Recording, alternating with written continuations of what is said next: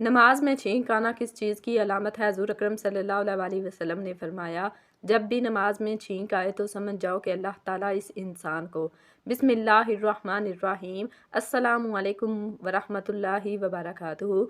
आप सल्लल्लाहु अलैहि वसल्लम की उम्मत में से हर उस शख्स के कबीरा गुनाहों की बख्शिश जिसने अल्लाह के साथ शिरक ना किया होगा। हजरात गौर फरमाएं, अल्लाह तबारक व ताला ने हर चीज़ का हुक्म ज़मीन पर वही के ज़रिया नाज़ल फरमाया, लेकिन नमाज एक ऐसा अहम फरीज़ा और अजीमुश्शान तोहफ़ा है कि जिसे अल्लाह ताला ने वही के ज़रिया ज़मीन पर नहीं बल्कि पैगम्बर खैरुल वरा को आसमानों की बुलंदियों पर बुला कर अता फरमाया। इस वाक़या से नमाज की अहमियत और अज़मत ज़ाहिर होती है। दीन इस्लाम के 5 अरकान में से नमाज एक अहम रुकन है। नमाज को आंखों की ठंडक करार दिया गया। नमाज मोमिन बंदे और काफिर में तमीज़ करने वाली कसौटी है। नमाज से दिलों को सुकून और इकरार हासिल होता है। नमाज कुर्बे इलाही का बहुत बड़ा ज़रिया है। क़यामत के दिन सबसे पहला पर्चा और लाजमी सवाल नमाज का होगा। इस पेपर में कामयाब तमाम इम्तिहानी पर्चों में कामयाब करार पाएगा। इसमें नाकामी पर अज़ाब इलाही का मौजब बनेगा। आप सल्लल्लाहु अलैहि वसल्लम जब वापस आते हुए जनाब हज़रत मूसा कलीमुल्लाह के पास से गुजरने लगे तो उन्होंने पूछा कि अल्लाह ताला ने आपको क्या हुक्म दिया है। आप सल्लल्लाहु अलैहि वसल्लम ने कहा कि अल्लाह ताला ने मेरी उम्मत पर हर दिन और रात में 50 नमाजें फ़र्ज़ की हैं। हज़रत मूसा अलैहिस्सलाम ने कहा कि आपकी उम्मत हर दिन रात में 50 नमाजें पढ़ने की ताकत नहीं रखती, लिहाजा रब ताला के पास जाएं और तखफीफ करा लें, क्योंकि मैंने बनी इसराइल को आजमाया है और उनकी तजर्बा की रोशनी में कहता हूँ कि आपकी उम्मत उसकी ताकत नहीं रखती। नबी सल्लल्लाहु अलैहि वसल्लम फरमाते हैं कि मैं दोबारा सिदरतुल मुंतहा के पास गया और अल्लाह ताला से नमाजें कम करने की दरख्वास्त की, तो अल्लाह रब्बुल इज़्ज़त ने 5 नमाजें कम कर दी। फिर हज़रत मूसा अलैहिस्सलाम के पास से गुजर हुआ तो उन्होंने कहा कि यह भी ज़्यादा हैं और कम करा लो। रसूलुल्लाह सल्लल्लाहु अलैहि वसल्लम फरमाते हैं कि मैं बार बार तखफीफ की गुजारिश करता रहा। आखिरकार अल्लाह ताला ने फरमाया, आप सल्लल्लाहु अलैहि वसल्लम की उम्मत 5 नमाजें पढ़ा करे तो मैं अजर 10 का दूंगा और एक नेकी का अजर हमारे यहाँ 10 गुना है। आप सल्लल्लाहु अलैहि वसल्लम की उम्मत 5 नमाजें पढ़ेगी, उनके नामा अमाल में 50 दर्ज की जाएंगी, यानी 50 नमाजों का अजर सवाब मिलेगा, पढ़ने में 5 और सवाब के लिहाज से 50। नबी रहमत सल्लल्लाहु अलैहि वसल्लम ने इस मौका पर इरशाद फरमाया, जो नेकी का इरादा करेगा उसके लिए नेकी करने से पहले ही एक नेकी लिख दी जाती है। सुभान अल्लाह। गौर फरमाएं कि 5 नमाजों का अजर 50 का पाएं। आज कितने लोग हैं जो नमाजें पढ़ते हैं? अगर मैं यूं कहूं तो बजा होगा कि 5% मुसलमान नमाजी हैं, लेकिन हम मिराज बड़ी धूमधाम से मनाते हैं। खाने आला से आला किस्म के पकाते हैं, जुलूस निकाले जाते हैं, मस्जिदों, मज़ारों, सरकारी और गैर सरकारी अदारों और इमारतों पर चिरागां किया जाता है। कोई रोज़ा रखता है तो कोई रात का क़याम करता नजर आता है। हालांकि शरीयत मुहम्मदिया सल्लल्लाहु अलैहि वसल्लम में इन रसूमात का कोई सबूत नहीं। मिराज की असल रूह नमाज से हम गाफिल हैं। जिस चीज़ का सबूत नहीं उसका एहतमाम किया जाता है और जिस चीज़ के करने का हुक्म दिया गया है उसकी परवाह नहीं। नमाज मनजानिब अल्लाह तोहफ़ा है, उसकी कदर करें। गौर फरमाएं कि हमारा कोई अजीज़ रिश्तेदार हमारे घर तोहफ़ा लेकर आ जाए और हम उसे कबूल ना करें या कदर ना करें तो वो हमारे साथ ताल्लुकात ख़त्म करने को तैयार हो जाता है। क्या रब्बुल आलमीन का हम पर इतना भी हक नहीं कि हम नमाजें पढ़कर उसके तोहफे को कबूल करें? उम्दन नमाज छोड़ना कुफर है। जिस शख्स की असर की नमाज फौत हो गई उसका घर और माल तबाह बर्बाद हो गया। जो 5 नमाजों की हिफाजत नहीं करता वो क़यामत के दिन फ़िरौन, कारून, अबी इब्ने खलफ के साथ होगा। मुसलमान बंदे और कुफर के दरमियान फ़र्क नमाज का छोड़ना है। इन अहादीस की रोशनी में हमें सोचना होगा कि नमाज छोड़ना कितना बड़ा संगीन जुर्म है। नमाज का छोड़ना अल्लाह के तोहफे की नाकदरी और कबूल ना करने के मुतरादिफ है। नमाज छोड़ना अल्लाह और उसके रसूल सल्लल्लाहु अलैहि वसल्लम के हुक्म का इनकार है। मेरे ख्याल में जहाँ आवाम नमाज छोड़ने में मुजरिम है वहाँ हुक्मरान भी पीछे नहीं। तारिक नमाज का कोई भी अमल अल्लाह के यहाँ काबिल कबूल नहीं। ना हज, ना कुर्बानी, ना रोज़े, ना सदका खैरात। शब मिराज का क़याम करने वाले को रोज़ा रखने से कोई फ़ायदा नहीं होगा। आइए हम सब अहद करें कि तोहफ़ा मिराज नमाज की हर हाल में पाबंदी करेंगे। सीरत का एक और अहम वाक़या भी रजब ही में पेश आया जो मिराज ही से मुतल्लिक है, और वो है 5 वक्तों की नमाज़ों का फ़र्ज़ होना। वाज़िया रहना चाहिए कि नमाजें पहली उम्मतों पर भी फ़र्ज़ थीं। خود قرآن مجید میں اس کا اشارہ موجود ہے۔ حضرت ابراہیم علیہ السلام نے کعبۃ اللہ کی تعمیر کرتے ہوئے اس کی غرض یہی بتائی کہ یہاں نمازیں قائم کی جائیں گی۔ یاد کرو وہ وقت جب حضرت ابراہیم علیہ السلام نے دعا کی تھی کہ پروردگار اس شہر کو امن کا شہر بنا اور مجھے اور میری اولاد کو بت پرستی سے بچا، اور اپنے ساتھ ساتھ اپنی ذریت کے ذریعے بھی دعا فرمائی، اے میرے پروردگار، مجھے نماز قائم کرنے والا بنا اور میری اولاد سے بھی ایسے لوگ اٹھا جو یہ کام کریں۔ پروردگار میری دعا قبول کر۔ اس دعا کی قبولیت کا ایک اثر یہ تھا کہ حضرت اسماعیل علیہ السلام اپنے لوگوں کو نماز پڑھنے کی تاکید فرمایا کرتے تھے۔ قرآن میں جو واقعات ذکر کیے گئے ہیں ان سے معلوم ہوتا ہے کہ حضرت شعیب علیہ السلام کی امت میں بھی نماز تھی اور ان کی قوم اس سلسلہ میں ان کو طعنہ بھی دیا کرتی تھی۔ قوم نے جواب دیا، اے شعیب علیہ السلام، کیا تیری نماز تجھے یہ سکھاتی ہے کہ ہم ان سارے معبودوں کو چھوڑ دیں جن کی پرستش ہمارے باپ دادا کرتے تھے؟ حضرت لوط علیہ السلام، حضرت اسحاق علیہ السلام، حضرت یعقوب علیہ السلام اور ان کی نسلوں کو قرآن مجید کے بیان کے مطابق نماز کا حکم دیا گیا تھا۔ حضرت موسیٰ علیہ السلام، حضرت ہارون سلام اللہ علیہ اور ان کی قوم بنی اسرائیل کو بھی نماز کا حکم فرمایا گیا۔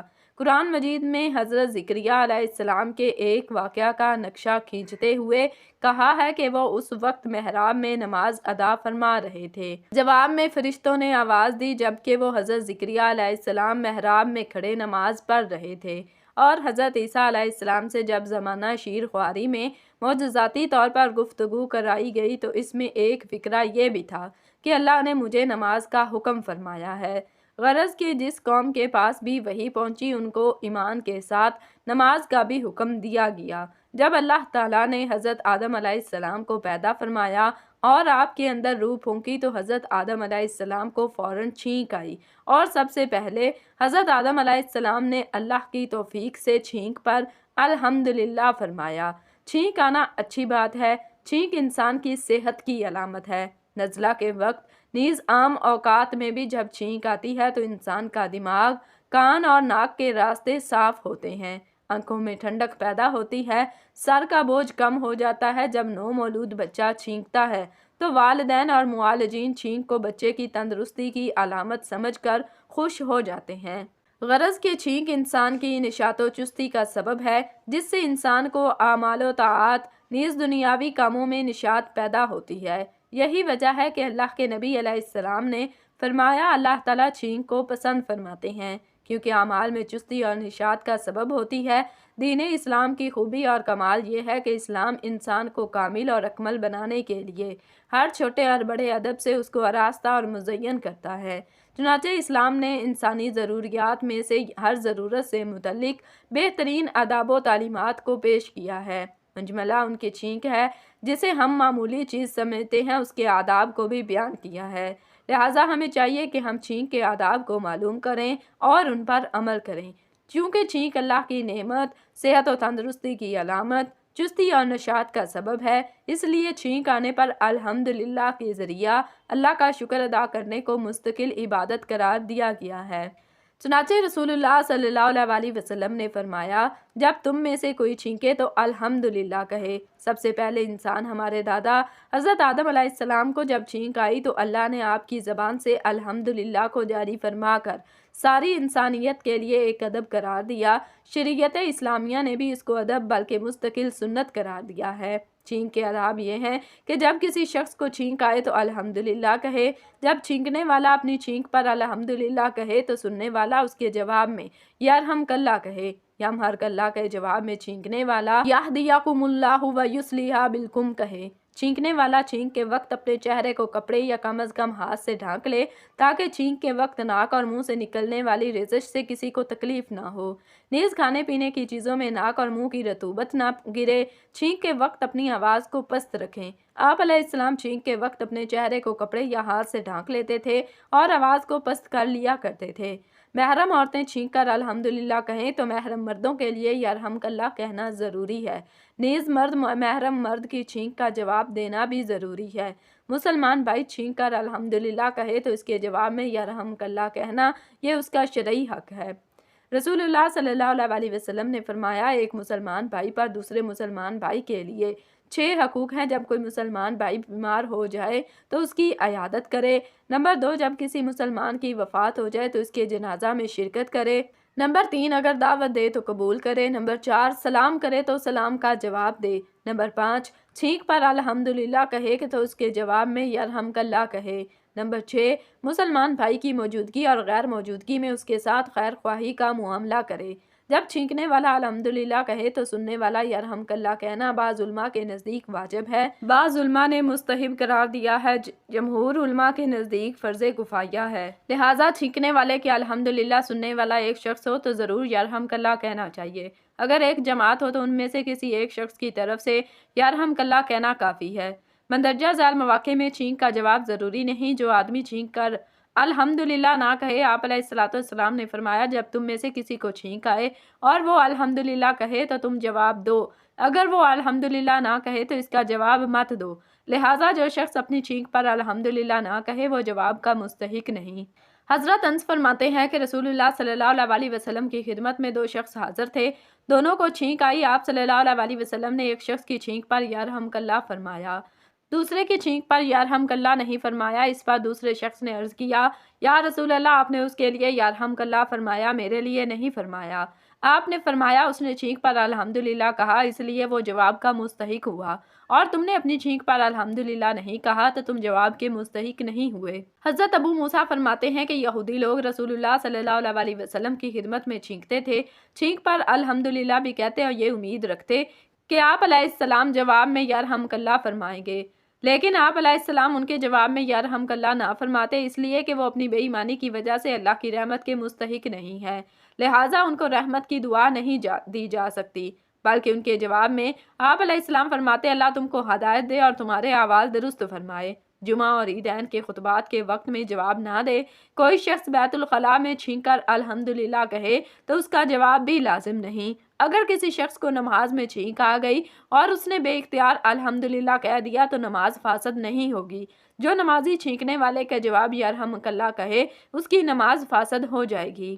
رفاع بن رافع رضی اللہ تعالیٰ عنہ کہتے ہیں کہ میں نے رسول اکرم صلی اللہ علیہ وسلم کے پیچھے نماز پڑھی، مجھے چھینک آئی تو میں نے الحمدللہ حمدن کثیرن طیبن مبارکا فیہ مبارکا علیہ کما یحبی ربنا ویردا کہا۔ جب رسول اللہ صلی اللہ علیہ وسلم نماز پڑھ کر پلٹے تو آپ نے پوچھا نماز میں کون بول رہا تھا تو کسی نے جواب نہیں دیا، پھر آپ نے یہی بات دوبارہ پوچھی کہ نماز میں کون بول رہا تھا، اس بار بھی کسی نے کوئی جواب نہیں دیا، پھر آپ نے یہی بات تیسری بار پوچھی کہ نماز میں کون بول رہا تھا۔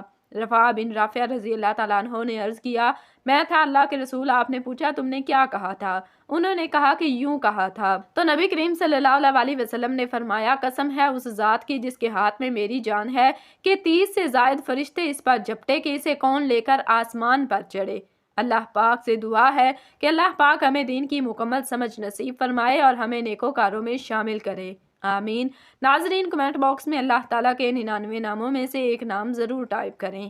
جزاکم اللہ خیرن کثیرا۔